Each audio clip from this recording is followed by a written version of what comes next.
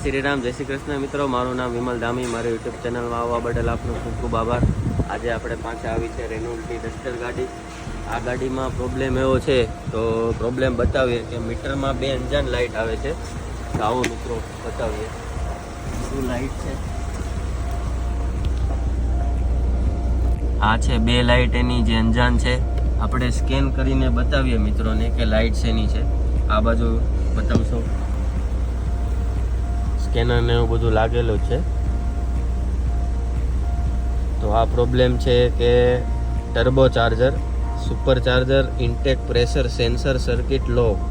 એનો મતલબ એ કન્ફર્મ એટલે પ્રોબ્લેમ છે એક્ઝેક્ટ, અને પેન્ડિંગ હોય તો એ મતલબ કે પેન્ડિંગ લાઇટ છે જે સ્કેન કર્યા પછી કાઢવાની હોય.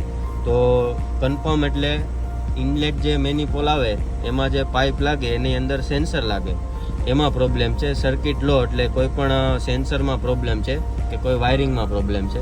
તો મિત્રોને બતાવીએ આપણે સ્કેન કરીને આપણે આ પ્રોબ્લેમ મળ્યો છે.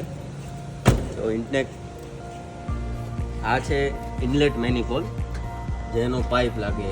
આ પાઇપ અંદર જાય, આ ટર્બામાં જાય ઇન્ટરકુલરમાં. તો આ છે ઇનલેટ મેનિપોલનું સેન્સર. એમાં આપણે જોયું તો આ વાયર કટ થઈ ગયેલો છે. મિત્રોને બતાવીએ આપણે ખોલીને. જોઈ શકો છો અહીંયા ટોટલ 3 વાયર આવે.